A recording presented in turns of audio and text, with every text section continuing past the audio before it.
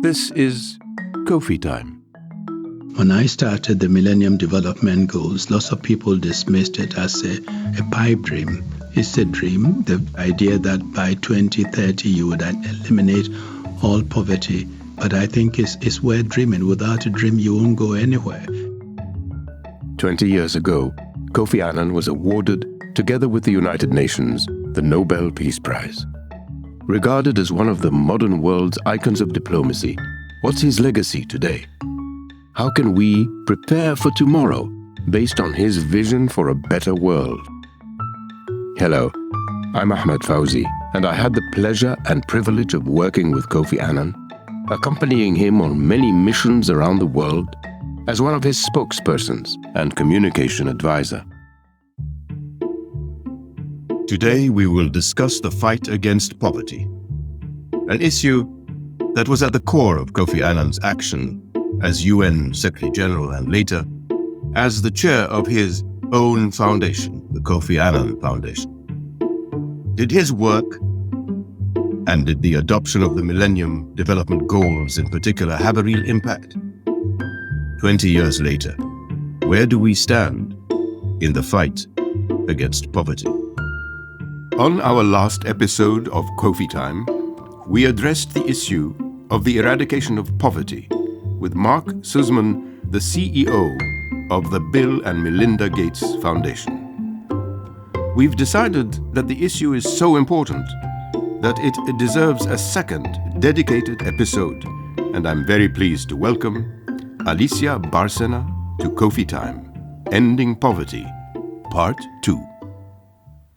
Thank you so much, Ahmad. I'm very pleased to be here. And we are delighted to have you. Your experience is formidable, and I can't wait to jump into the subject matter. But let me first introduce you. Alicia, you're from Mexico, and you were until recently the Executive Secretary of the UN Economic Commission for Latin America and the Caribbean. Previously, you held other senior positions in the UN Secretariat in New York, both under Secretary General Kofi Annan, including as his chef de cabinet, and with Secretary General Ban Ki-moon. And before that, you worked on environmental and development issues for various UN agencies, including the UN Development Programme, UNDP, and the UN Environment Programme. And you were the founding director of the Earth Council in Costa Rica. You've published and spoken extensively on sustainable development, inequalities, public policy, environmental issues, and public participation. It's a pleasure to have you on Kofi Time. And I'd like to ask, if I may, Alicia, a question about your personal interaction with Kofi Annan, the man and the leader. What were his most unique qualities, do you think, that he brought to the table as Secretary General of the United Nations and as a human being? Thank you so much for this question, because actually, I have to say that I miss Secretary General Kofi Annan every day. Every day, I always think about him or something I learned from him.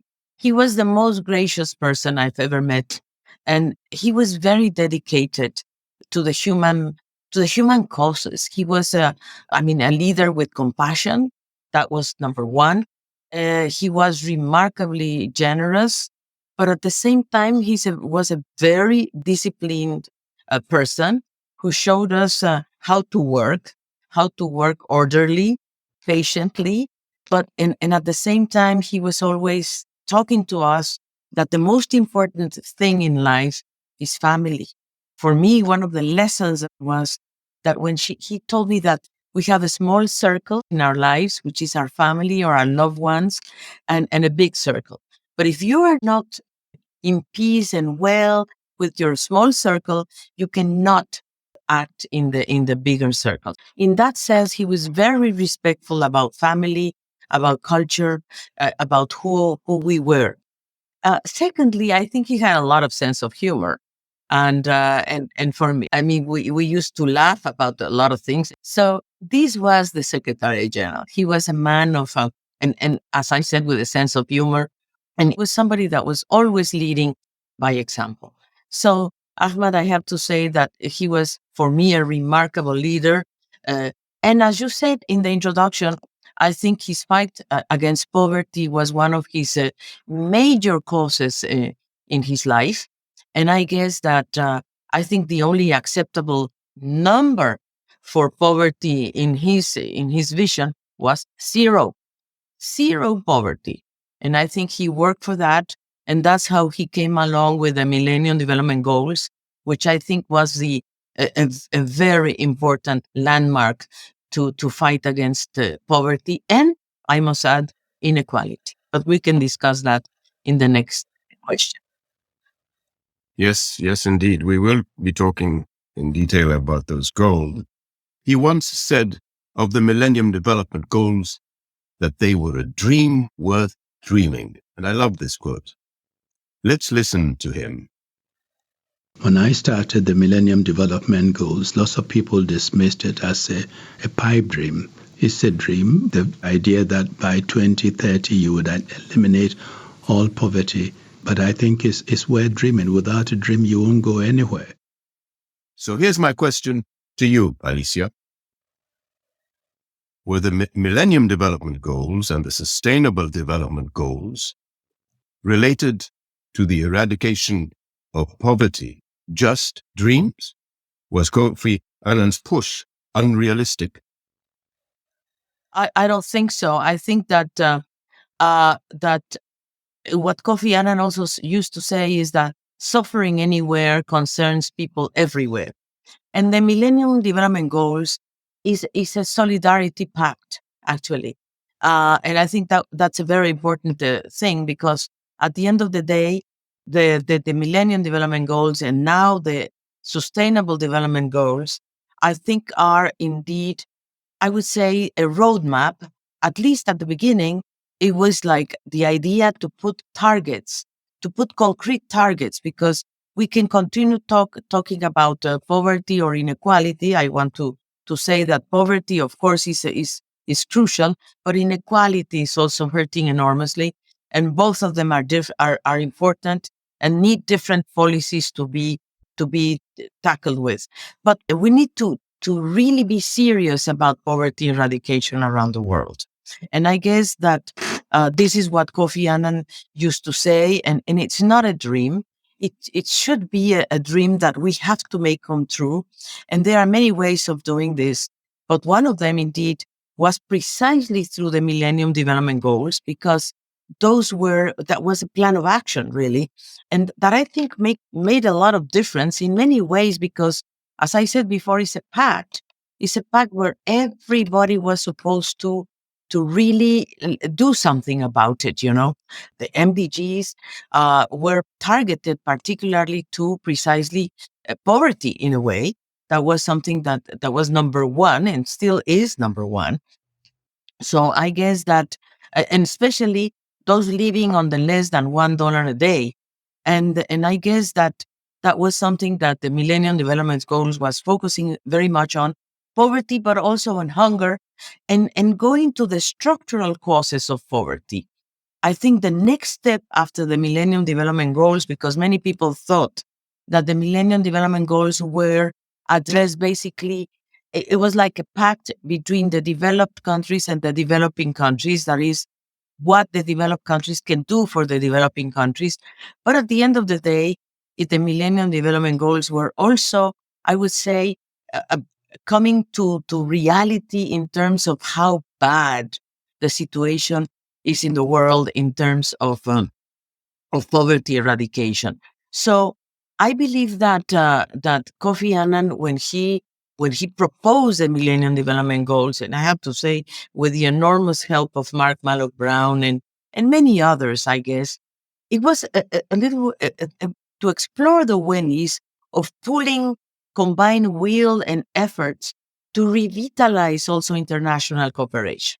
And it was indeed, the MDGs was cooperation on behalf of the less developed countries, and of course to combat the extreme poverty. Now, the goals also had other components that I thought were very important in the fields of education, health, and gender equality. And I think these 8 Millennium Development Goals, that was the number, it was a key number at that time, was so important.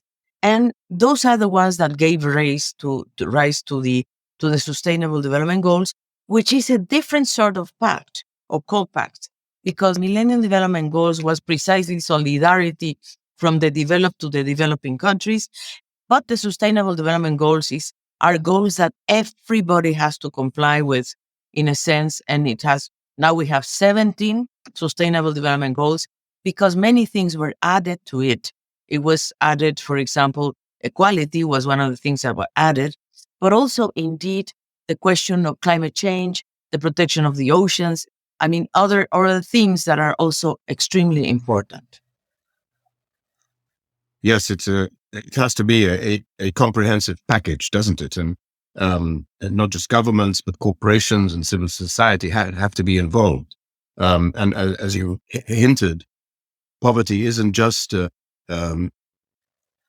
low income, but it's also lack of education, lack of access to healthcare, and climate change, of course, has an effect on people's lives, especially those who live on a low income. And you mentioned $1 a day. In fact, although progress was achieved in the 5 or 10 years after the MDGs were adopted, COVID-19 seems to have reversed years of progress. At the end of 2020, I believe, the number of people living on less than $1.90 a day, $1.90 per day, had increased to almost 750 million. And Oxfam reported a few months ago that another 250 million people could crash into extreme levels of poverty because of COVID-19, but also because of rising global inequality and the shock of food price rises, among other things. The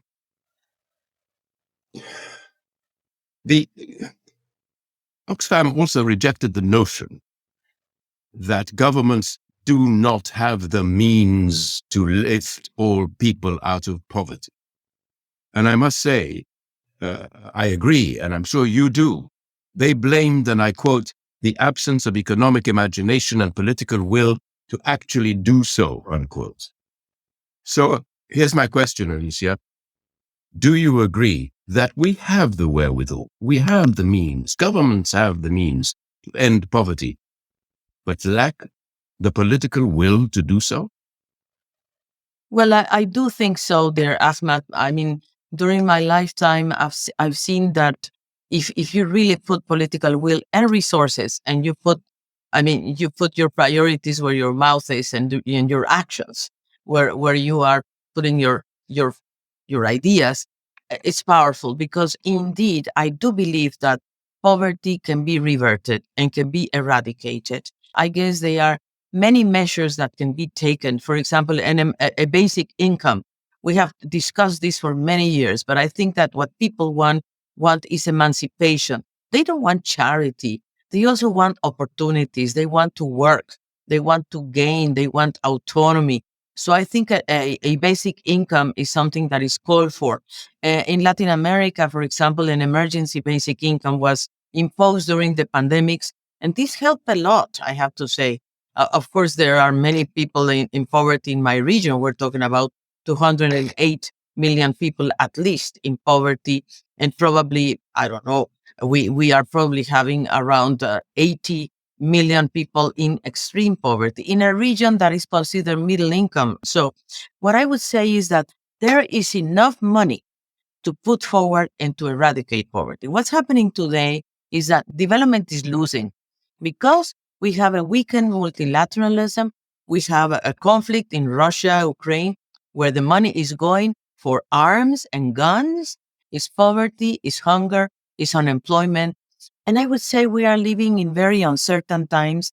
and where people are very disenchanted because they don't see how are we going to really make sure that not, because many people feel that poverty is a national question. It's not national only, because we know the financing for development needs to be there, and we need the solidarity of the international financial institutions to put the money where it needs to be, and also to make sure that we have fiscal policies that are redistributed, redistributional. That is, that those who gain the most should pay the most. And we are talking here about the flat tax to the big corporations that should go to alleviate poverty.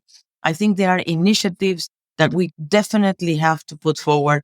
And I think that it's about not only about governments, but it's also about who can really put the policies forward. The ministers of social development, no question about it, but the leaders of our regions need to put their heads together and make sure that they make a costing exercise. How much would it cost to eradicate poverty? How much would it cost to have a basic income? How much would it cost to make sure that everybody has a job? And everybody, and education is also universal, because education is the tool to, I would say, free life. So I think that poverty, yes, but inequality also. Inequality is conspiring against everything. For example, from my perspective, tax evasion, tax avoidance is a privilege that we cannot admit, a privilege that are denying rights. So I guess that we need to have serious economic policies in front of us that are pushed by the IMF and the World Bank and the United Nations. We have to make this a very serious, I would say, work to eradicate poverty to zero. Because also the poor are the ones who are suffering the most in terms of climate change consequences and as we know, environmental degradation.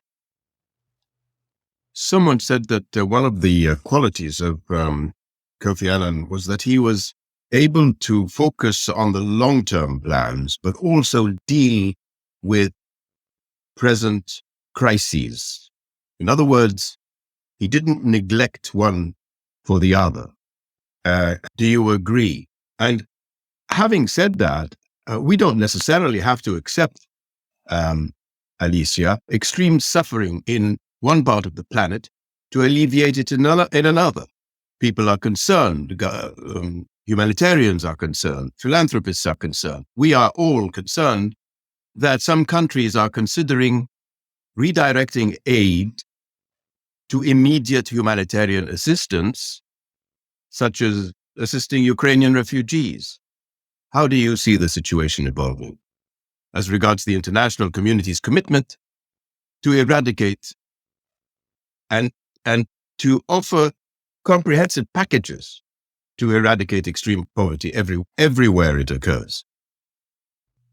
Well, I think that that Kofi Annan had the first of all the vision to identify the problem, and then of course the ability, the commitment, and the drive to find creative solutions and to implement them. I think he understood very well what can the UN do, what can the UN not do, and what can the UN leave to others to do. For me, it's so important to understand where you can intervene, how you can intervene in the position you are entitled to. So I think that Kofi Annan recognized the urgency of humanitarian assistance, but he also made the difference between humanitarian assistance and development matters.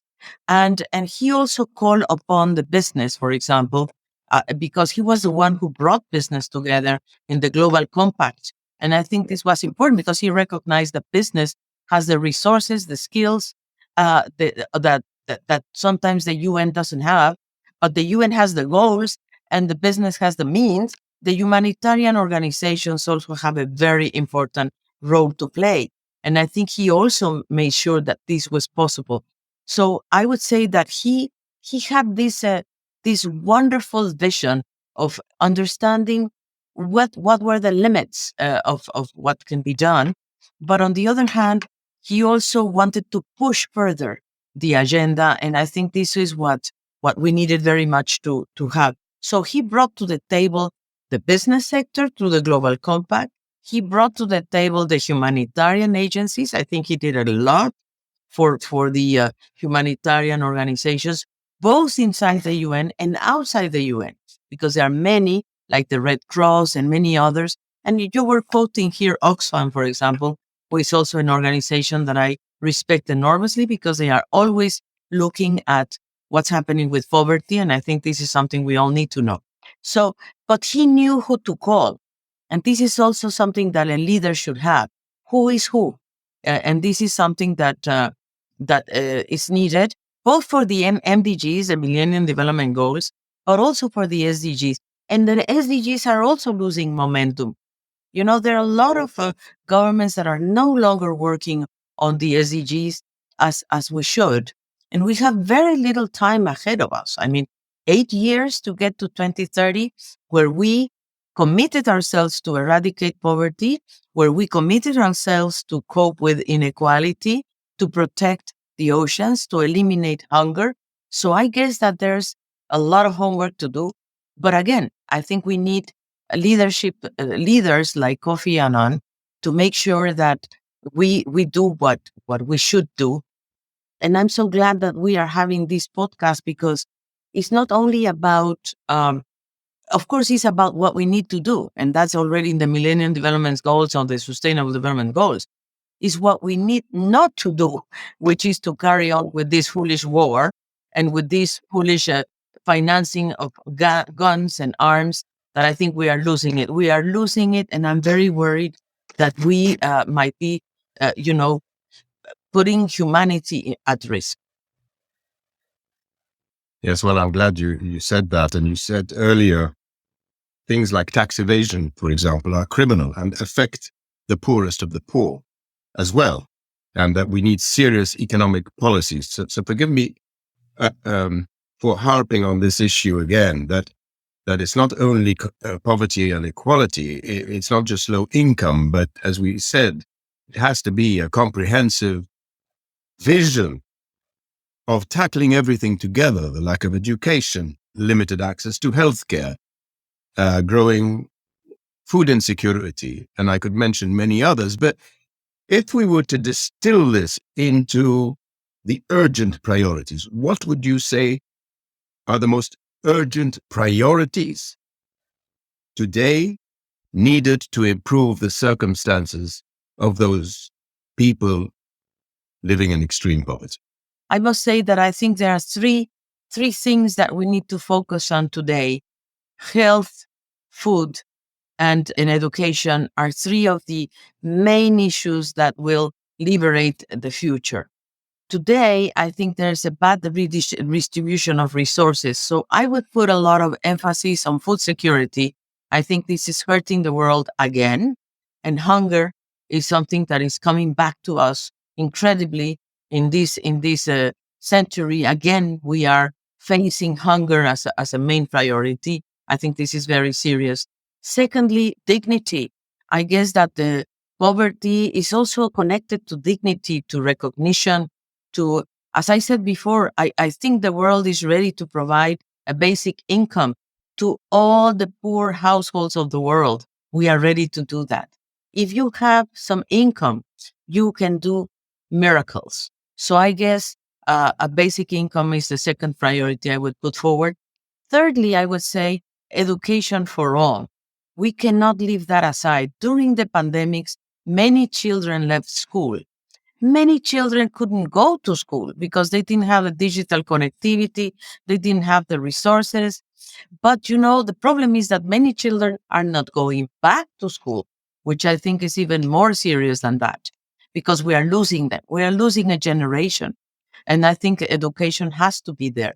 But indeed, I guess the basic is nutrition, health, education, and I would provide the poor households with an income. Now, how to finance that?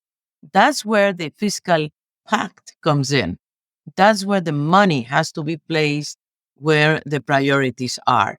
And I guess we need progressive fiscal policies in which and where the rich and the ones who have most have to pay a little bit more in terms of taxes, in terms of avoiding tax evasion. I think this is, for me, the greatest privilege that we have to eliminate. And discrimination, I mean, it's another part of the equation that exists today. Indigenous peoples or the Black people are suffering much more than anybody else. And finally, my dear Ahmad, gender equality. The pandemics hurt women more than anybody else. If we have women back in the labor force, if we have women in the care economy, if we liberate the time of women for them to contribute to the economy, to the society, and to not have all the pressures of caring for everybody, we need a care society. I remember Kofi on these words because we need a care society, not only a care economy, a society as a whole that cares for the planet, that cares for the people, that cares for the public goods. So we need to move into a care society. We are suffering so much on the economy right now that everybody's thinking on their own. Only what can they do for their families? And I understand that. But we need collective action. We need more solidarity. We have to be responsible for each other's security. This is something that Kofi Annan also said. And he said also that education is a peace build, is another name for peace building. You may remember this. Education is another name of peace building, and I agree. Equality is another name of democracy. So let's put the values right, and let's put the things on the right place. We need to go back to basics and say, okay, you, the World Bank, you, the IMF, you, the financial sector of the world, we have the capacity to deal with our problems, but we have to find the political will and the financing to do so. I couldn't agree with you more there. And one final question, if I may. We keep talking about the lack of political will. And if only we had the political will. The funds are there. The means are there. But we need to direct them into the right priority. So what would you say is the single most effective action that governments and organizations, international organizations, can and must take today to help eradicate this global problem of poverty? Oh, thank you for that question, Ahmad. First of all, we have to bring back multilateralism. We need to bring back I would say, the will to work together on these problems.